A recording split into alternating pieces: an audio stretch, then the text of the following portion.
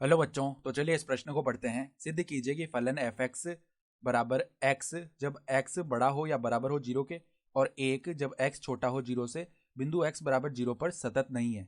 तो देखो, हमें सिद्ध करना है कि जो फलन एफ एक्स है ये बिंदु एक्स बराबर जीरो पर सतत नहीं है। तो प्रश्न में आगे बढ़ने से पहले इस प्रश्न से संबंधित जो मुख्य उदाहरण है उसकी हम चर्चा कर लेते हैं। देखो, मुख्य उदाहरण, यदि यदि फलन एफ एक्स बिंदु बिंदु x बराबर a पर सतत हो।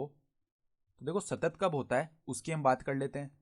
तो सतत जब होता है जब x बराबर a पर फलन का मान जो है अर्थात एफ ए वो किसके बराबर आए, बाईं सीमा के, और वो किसके बराबर आए, दाईं सीमा के, अर्थात दाईं सीमा, बाईं सीमा और x बराबर a पर जो फलन का मान आ रहा है वो तीनों बराबर होने चाहिए। ठीक है, तो बाईं सीमा क्या होती है, लिमिट h अग्रसित हो जीरो की ओर और एफ एक्स माइनस एच, ये होती है बाईं सीमा।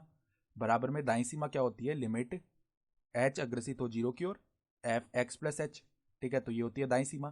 तो अगर ये तीनों मान आपस में बराबर आ रहे हैं तो यहाँ पर क्या होगा, फलन सतत हो जाएगा।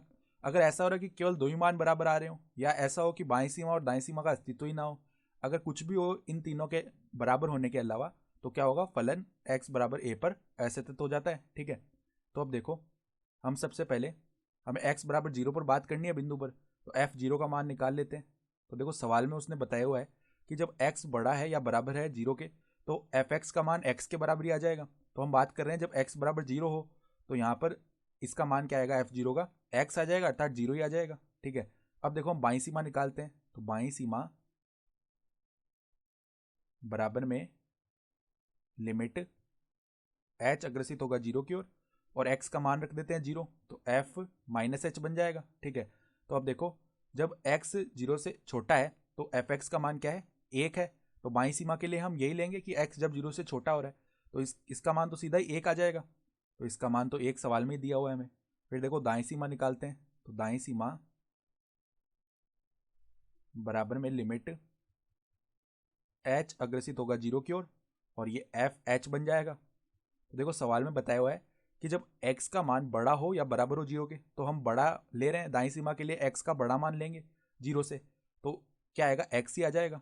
तो इसका मान एफ एच का मान h ही बन जाएगा। ठीक है, और h को जब हम जीरो की ओर अग्रसित करवाएंगे तो क्या होगा, देखो, लिमिट h अग्रसित होगा जीरो की ओर, यहाँ पर h ही बन जाएगा मान। तो h को जीरो की ओर अग्रसित करवा देते हैं तो जीरो आ जाएगा। तो हम देखो स्पष्टतः देख पा रहे हैं, स्पष्टतः एफ जीरो का जो मान आ रहा है वो किसके बराबर आ रहा है, दाईं सीमा के। और ये जो दोनों मान है किसके बराबर है, जीरो के बराबर। लेकिन ये जो मान आ रहे हैं ये किसके बराबर नहीं है, बाईं सीमा के, क्योंकि बाईं सीमा का मान तो देखो क्या बन रहा है, बाईं सीमा का मान तो बन रहा है एक। ठीक है, बाईं सीमा इसके बराबर नहीं है। तो क्या हुआ कि दो मान तो बराबर आ रहे हैं लेकिन एक मान बराबर नहीं आ रहा है, बाईं सीमा बराबर नहीं आ रही है इन दोनों के मानों के। तो हम क्या बोल सकते हैं, अतः अतः बिंदु एक्स बराबर जीरो पर एफ एक्स असतत है। ठीक है, असतत है, और यही हमें सवाल में सिद्ध भी करना था। तो हम यहाँ पे लिख सकते हैं इति सिद्धम, अर्थात दी गई उदाहरणा के आधार पर हमने सिद्ध करके दिखा दिया। तो आशा करता हूँ कि आपको ये प्रश्न समझ में आया होगा। धन्यवाद।